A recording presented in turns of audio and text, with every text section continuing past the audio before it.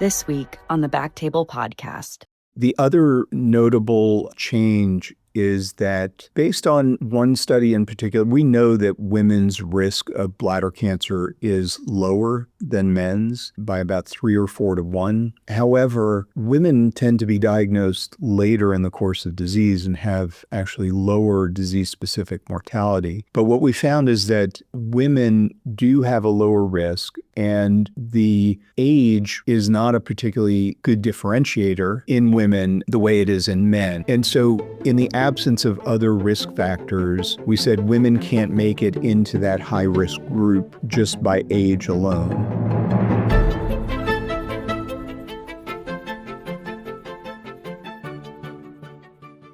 Hi, everyone. Welcome back to BackTable Urology. As always, my name is Dr. Ruchika Talwar, and I'm a urologic oncologist in Nashville, Tennessee.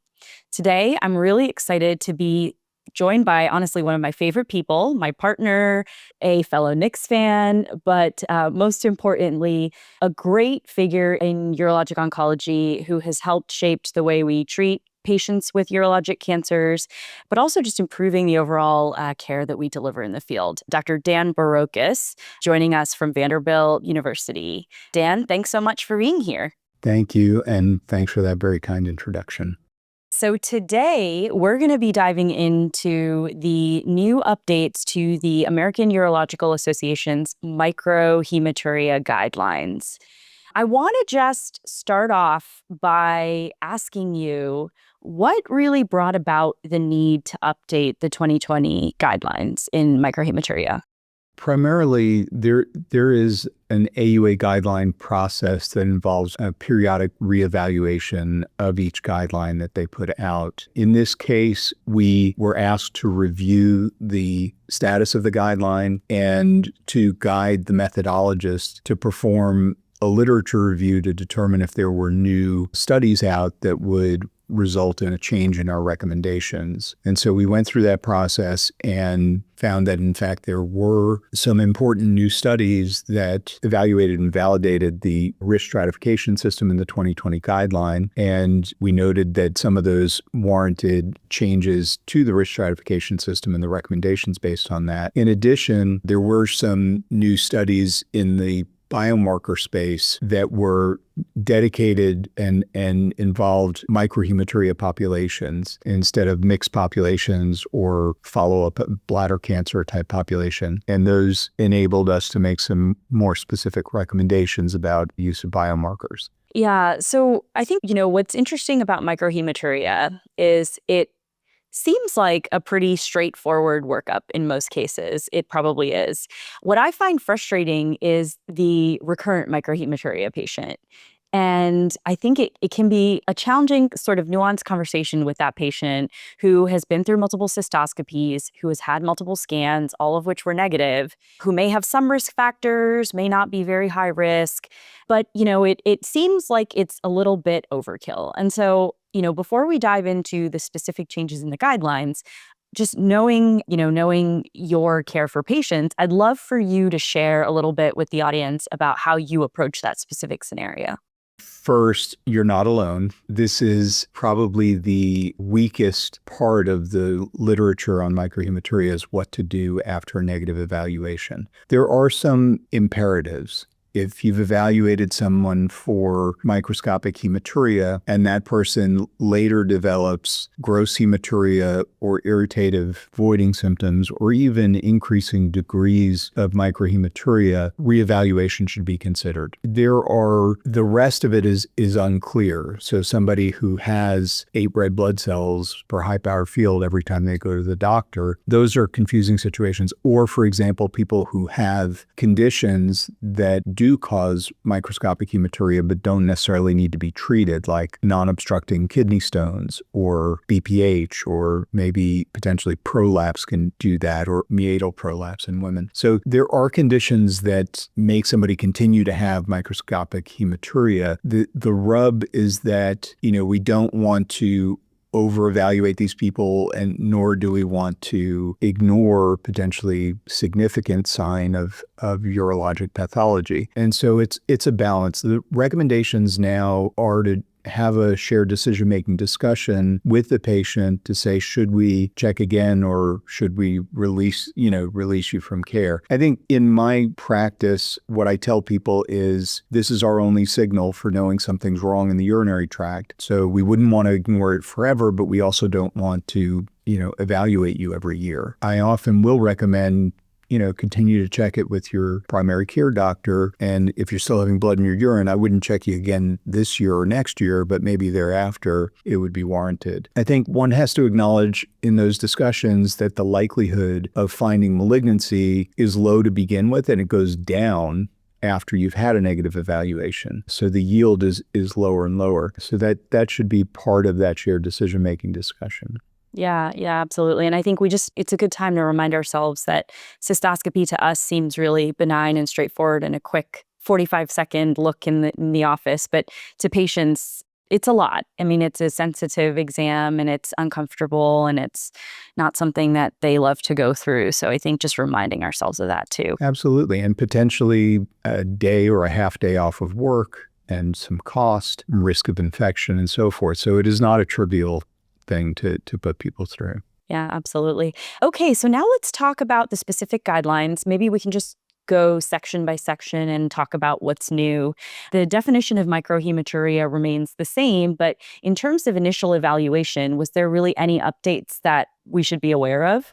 No, we kept most of the initial evaluation intact. And for example, the 3 red blood cells per high-powered field, the definition of microscopic hematuria, was kept intact, but was based on updated studies, notably from Rich Matulevich, who showed that anything higher than 3 to 10, you lose sensitivity. And obviously anything lower than 3, you lose all your specificity. So we kept the threshold at 3. I think the important components of the initial evaluation are, doing a real probative history to determine whether the patient has symptoms of a urologic problem or risk factors for urologic malignancy, and particularly bladder cancer. Important also is inclusion of blood pressure measurement to determine the potential need for referral to nephrology, as well as creatinine GFR measurement to guide imaging should that be necessary, and also to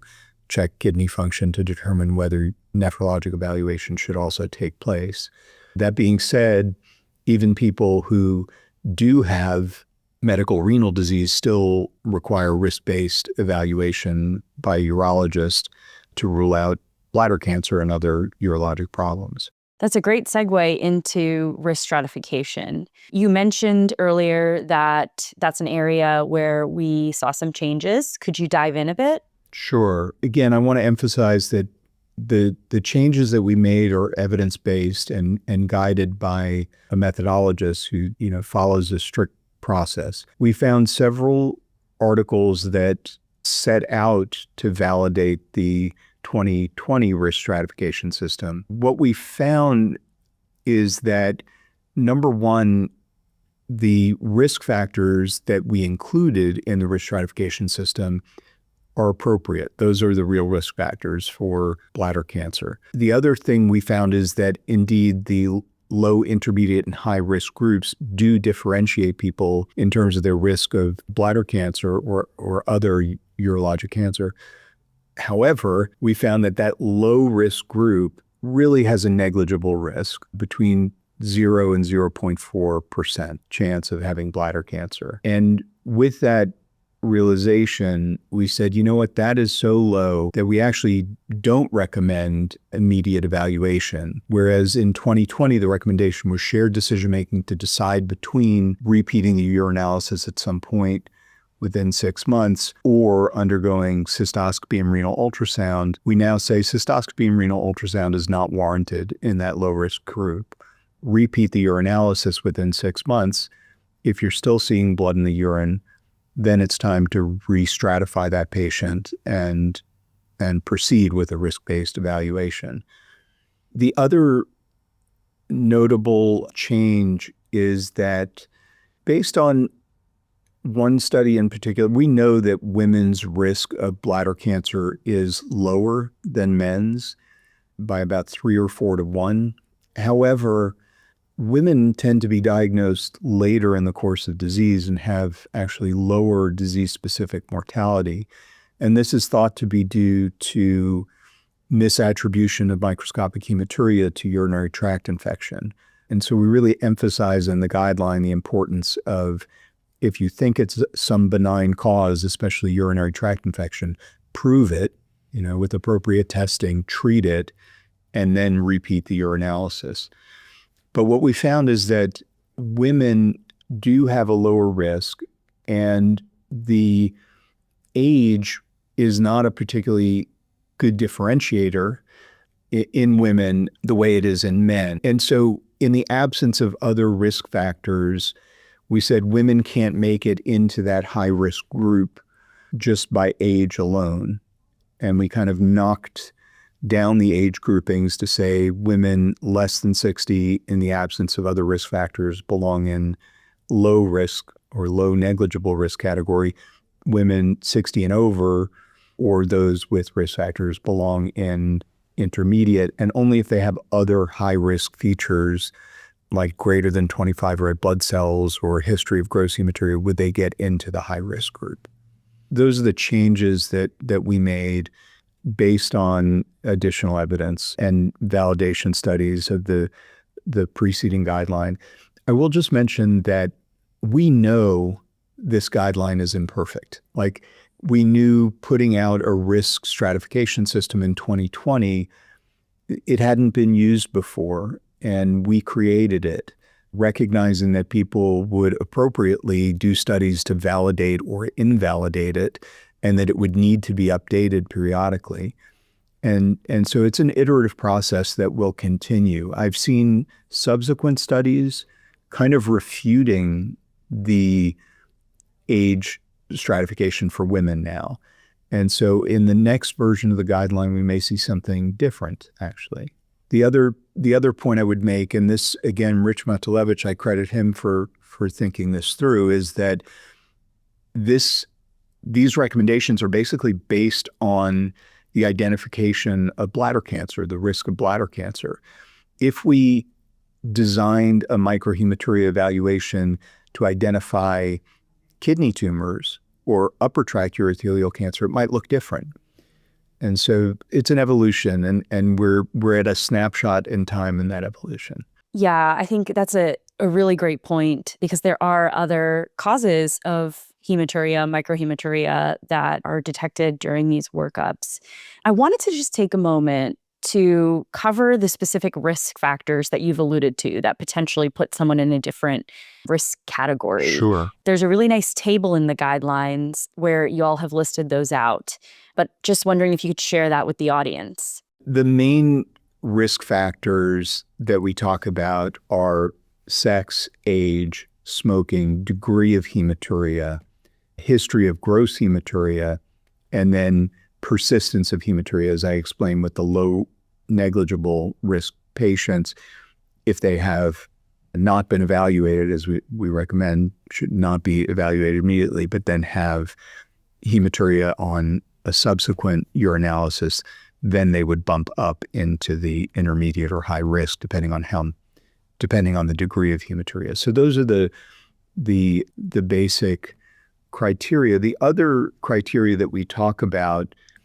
are other risk factors for bladder cancer, such as irritative voiding symptoms, prior pelvic radiation therapy, chemotherapy with ifosfamide or cyclophosphamide, family history of bladder cancer or Lynch syndrome, occupational exposures to aromatic amines, benzene chemicals, commercial dyes, petroleum workers, and so forth, or chronic indwelling device, catheter, that kind of thing.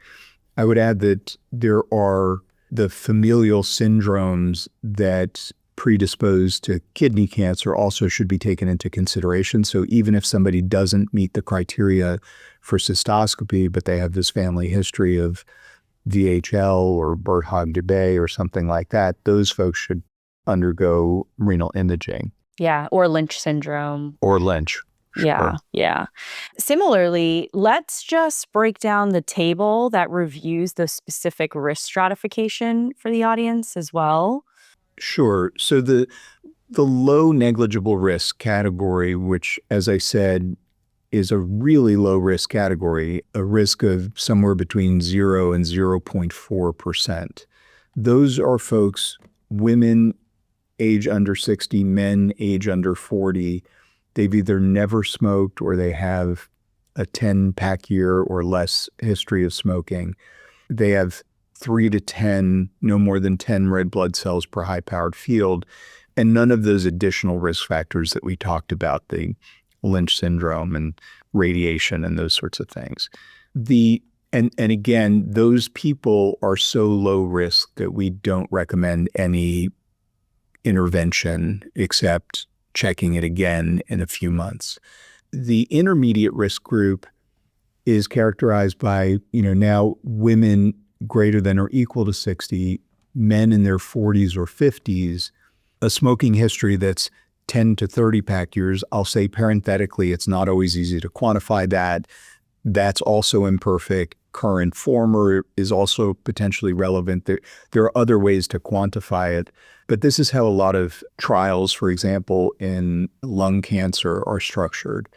And then 11 to 25 red blood cells per high power field, one or more of those risk factors that we talked about, radiation, occupational exposure, et cetera, or somebody who was previously low risk, but now has 3 to 25 red blood cells per high power field on a repeat urinalysis. And people in that intermediate risk category, they have a risk that's as high as 3.1%. There's a range in the studies that were conducted from less than 1 to up to 3.1% risk of finding cancer. And so we do recommend in that group still undergoing cystoscopy and renal ultrasound. And then the high risk group is comprised of now men over the age of 60. And again, women should not be categorized as high risk based on their age alone. Smokers who have greater than 30 pack years history, more than 25 red blood cells per high powered field, or a history of gross hematuria. They're in your office for microscopic hematuria, and upon questioning, they say, yeah, 3 years ago I saw blood in my urine, but never got evaluated. So those people are in the high risk group. And for those, we recommend cystoscopy and axial upper tract imaging. We could go into that a little bit if you wanted to, but that's to find those rare cases of upper tract urothelial cancer that would not have been detected on, hydronephrosis on an ultrasound. And they're quite rare. And so we could debate the incremental value of doing axial imaging in these people compared to just renal ultrasound. Yeah, exactly. You read my mind. I wanted to talk a little bit about imaging because I think that's an often overlooked part of decision-making for hematuria workups. Who should get an ultrasound? Who should get a CT? Who should not get an ultrasound instead of a CT urogram and instead an MR urogram? Tell me a little bit about that. Sure. What we've published here in the guideline, our recommendation is renal ultrasound for the intermediate risk people. And in fact, renal and bladder ultrasound if that intermediate risk person is going the route of biomarkers, which will, instead of cystoscopy, which we'll talk about later, and axial upper tract imaging for the high risk, again, with the idea that even though the overall risk of upper tract urothelial cancer is very low, it's highest among those in the high risk category. CT urogram is preferred in part because of the high resolution imaging and its ability to find renal cortical tumors, but also those nice urogram views that show the collecting system down to the bladder. I think the edge over MR is detection of nephrolithiasis, actually, on the non-contrast views. But MR urography is reasonable if there are contraindications to CT urography, such as allergy to iodinated contrast. Interestingly, the newer generations of gadolinium agents are thought to be safe down to very low GFR in terms of risk of NSF. And so the radiologists are getting more and more comfortable about using MR urography in people with chronic kidney disease. Again, I think that's something that we may continue to debate and may change in future iterations. Certainly, renal ultrasound is a more cost-effective modality, and the incremental number of cancers you find by substituting CT urogram may not justify that on a population basis. Those are the current recommendations. I will add that in my practice, from a practical standpoint, if someone is coming in for a hematuria evaluation and they've had recent imaging, I usually don't repeat it. If they, for example, had a CT with contrast, I usually will not put people through an additional CT to get the urogram views, but I do have the discussion with them that, yeah, there is a tiny risk that we're missing something. And, maybe that's an opportunity on a repeat evaluation to say, okay, well, we did leave one stone unturned. So if you continue to have hematuria, we'll do that. So after imaging, the guidelines talk a bit about the use of urinary biomarkers. And I think this is an exciting area. We're seeing a lot of activity in the biomarker space, not just in this scenario, but as you alluded to before, also in the bladder cancer surveillance scenarios. I think what's really interesting about biomarkers is that it gives people a potential avenue to undergo a workup, even if they're not physically being seen by a urologist. And that's relevant because we know that in certain parts of this country, it can be really difficult to see a urologist. There really is an access crisis. So I want to talk a little bit about what the guidelines say about these biomarkers. And then I'd love to hear your thoughts on if this could be shifted maybe outside of the urologist's office and potentially to, a PCP. So the biomarker space is very interesting and evolving. This is one of the areas where, the 2020 guideline anticipated that there would be biomarkers tested in the microhematuria space. We were sort of hands tied in the 2020 guideline, recognizing the potential value of biomarkers, not having had tested them in a microhematuria population. With the update, we found, number one, a randomized trial specifically in a microhematuria population, and then numerous other studies that had a significant number of people with microhematuria in their cohort, even though it was mixed, but that they published their results stratified by whether the person had micro or gross hematuria. Even when we wrote the initial 2020 guideline, Saul Waldo had written a paper, taking the sensitivity, specificity, and positive and negative likelihood ratios of the different biomarkers and demonstrating how that would change your pretest probability before cystoscopy.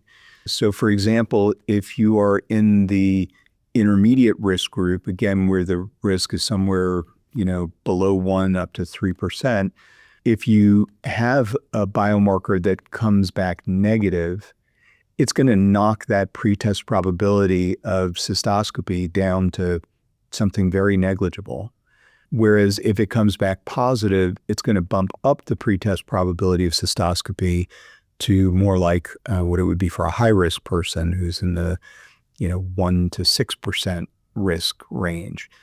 So based on those studies, we concluded that in the intermediate risk group, if you talk to the patient and they express reluctance to undergo cystoscopy, they're well-informed, and they're willing to take that small risk that, we're not visualizing the urothelium, we could miss something, that it would be reasonable to substitute cystoscopy for one of those biomarkers in that intermediate risk category. that person should still get a renal and bladder ultrasound because they could have upper tract disease. There could be something you detect on a bladder ultrasound. And they should get a follow-up urinalysis within 12 months. And if they still have hematuria and we haven't figured out why, then they should be scoped. But that's probably the most significant change in this guideline. And I think to your point, it does raise the possibility of undergoing the evaluation without having to come into a urologist's office. Maybe gain some comfort with that during COVID shutdowns, right? When people weren't coming in and they needed bladder cancer surveillance, we would send them home test kits and at least have something to guide us. And so I think that's a possible reality, possible future state.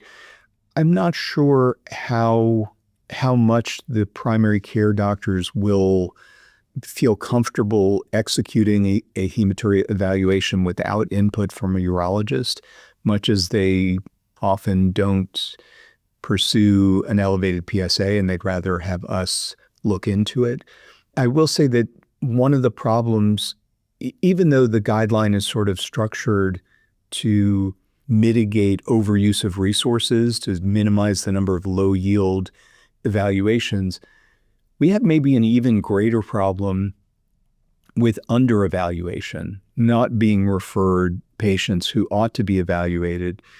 And so I do worry a little bit that trying to put this in the hands of the primary care docs with all of what they have to address, that, people could slip through the cracks.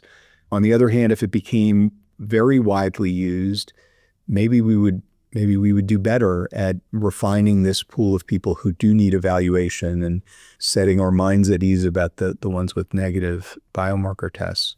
So remains to be seen how that's implemented. Yeah. Or I could even see a world in which it's coupled with a telehealth consult. So you're seeing a urologist who might be 4 or 5 hours away. If you're in a rural part of the country with no urologist nearby, you're still getting input from the urologist, but maybe you don't need to make that 5, 6, 7 hour drive. 100% agree. And it's important. The time toxicity is something we're getting more and more interested in. And I think that's spot on. And I just will add, I know you use the term urologist, but I'm sure you also mean the advanced practice providers who in our practice field the lion's share of these types of consults. Absolutely. Now, is there any role that you foresee using these biomarkers in the patient with recurrent hematuria who may have some risk factors, but maybe wants to potentially avoid invasive testing? Is there anything maybe not necessarily explicitly stated in this guideline that we should be aware of as we see these products increased in use? As I said before, I think the recommendations following a negative evaluation are probably the lowest level of evidence, based on the lowest level of evidence of any of the guideline statements. And so I do think guidelines are guidelines and don't replace one's clinical judgment. So if you have someone with recurrent hematuria who you're truly worried about, maybe they should be scoped, but maybe if your worry is moderate or they need reassurance or you need reassurance, maybe the biomarker is the way to go. Again, not guideline level, but maybe reasonable clinical judgment to use them in that setting. I will say that the guideline specifically recommends against using the urine-based tumor markers or cytology for the low negligible risk, again, because their risk is so low that a positive test doesn't bump them up high enough to warrant evaluation. And the high risk, their risk is sufficiently high that a negative urine biomarker test wouldn't be sufficient to get them off the hook for cystoscopy. It also specifically recommends against using them as adjunctive testing after a negative cystoscopy, because that should be, your cystoscopy should be definitive enough. I mean, there are instances where you can envision using the urine-based tumor markers to adjudicate an equivocal cystoscopy or in people, as you said, with a negative cystoscopy, but ongoing irritative symptoms or some other factors that lead you to believe that they may have bladder cancer or CIS. Yeah, I think of the sick patient on anticoagulation who maybe has a chronic catheter and there's a little bit of a patch and you're like, well, I don't know what to make of this. I don't Yeah. want to, that Yes. that kind of scenario. What are these biomarkers? We haven't actually gotten into the specific products. I'm sure there are a lot out there, but maybe we could just review a couple of them. Sure. I will say that as chair of the guideline, I know a little bit, or co-chair of the guideline, I know a little bit, but there are folks on our panel who are a lot more knowledgeable in this space. I'll start by saying each one of these biomarkers, including cytology, have a very high negative predictive value. And that's what we're depending on in this setting, right? We're saying you don't need a cystoscopy because your biomarker came up negative. I'll rattle off the ones that we included in the guideline in alphabetical order. And I'll also add that since publication of the guideline initially, we've added 2 more biomarkers that actually were published a little bit later, but met all of our criteria. So, and these are all urine-based. Assure MDX, again, reported negative predictive value over 99%. CX Bladder, they had a product called Resolve, which I'm not sure which one they're using now, but they had CX Bladder Triage is the one that was actually tested in a randomized trial. So that has the highest level of evidence. Again, over 99% negative predictive value. Early Tect BCD, 97, 98, 99% negative predictive value. NMP22 Bladder Check, 95 to 100% negative predictive value. Urine cytology, 95 to 99% in the microhematuria population. Eurovision, which is the FISH test, 97%. And Expert, 98 to over 99% negative predictive value. So I think with that, you can see that these have potential, and maybe in the future potential in the high risk space as well.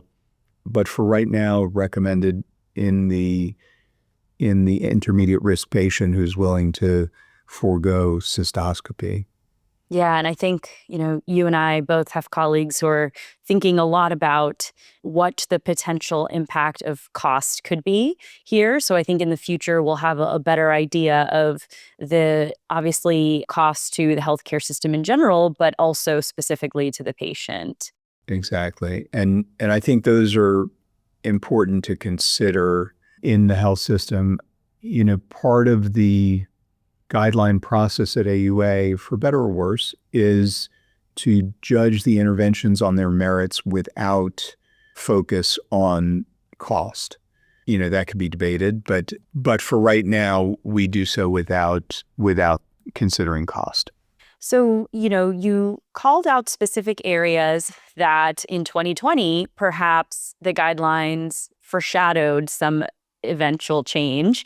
I am curious, when we look at these updated guidelines, let's say in 4 years, you all go back and think about what's new, what needs to be revised. What areas are you most anticipating potential amendments in? First, Ruchi, I'll say that it may be somebody else's turn in 4 or 5 years to do the guideline, but no, I really enjoy it. But there are lots of people doing exciting work in this space who probably deserve a shot at it too. I do think that we will continue to refine the risk stratification system.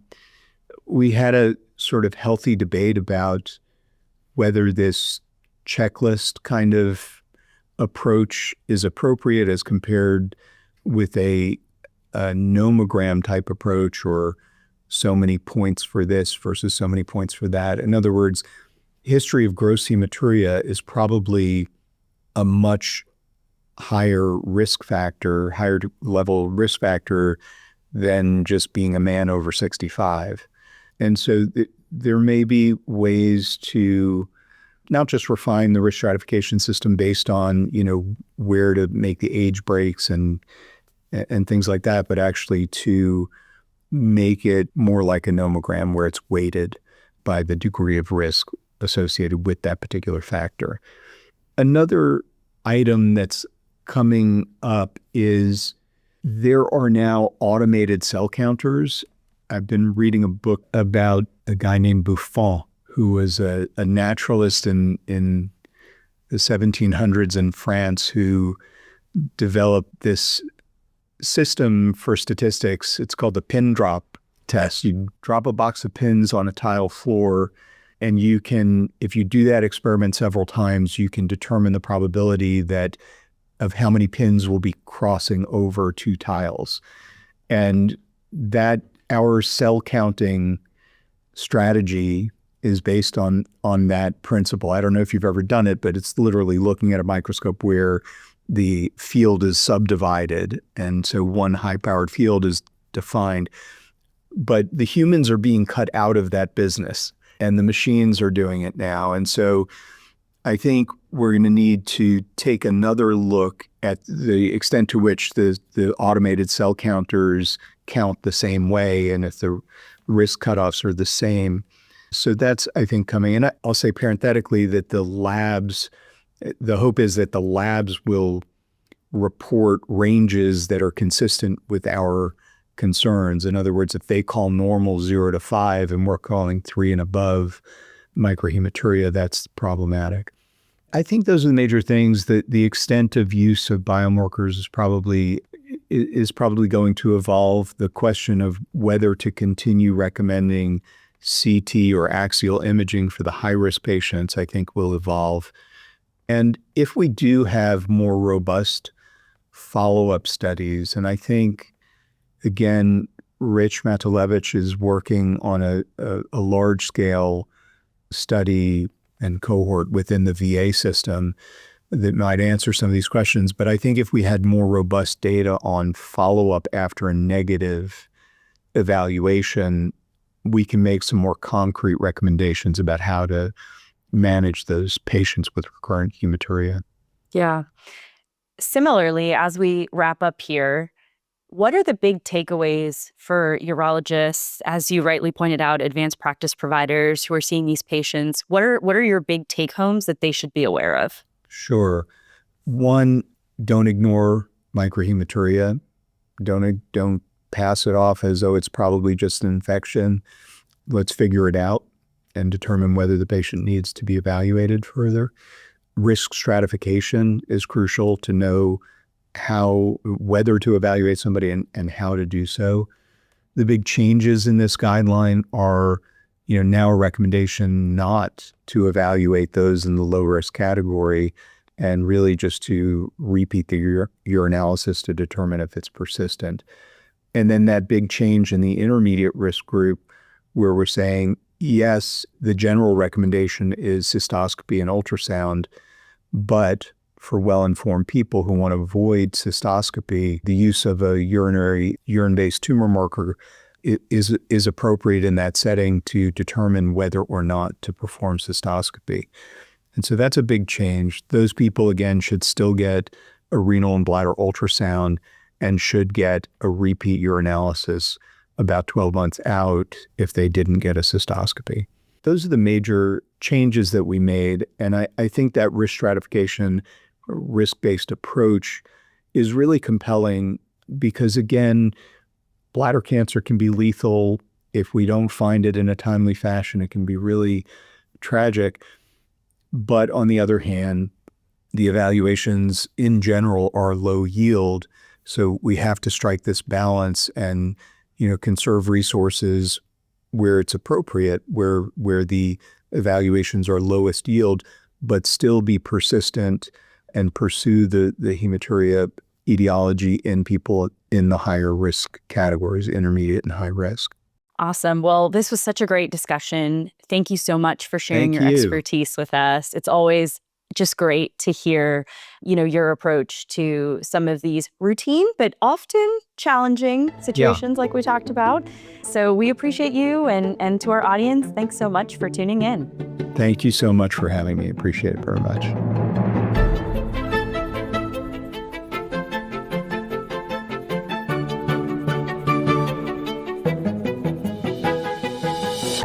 Thank you so much for listening.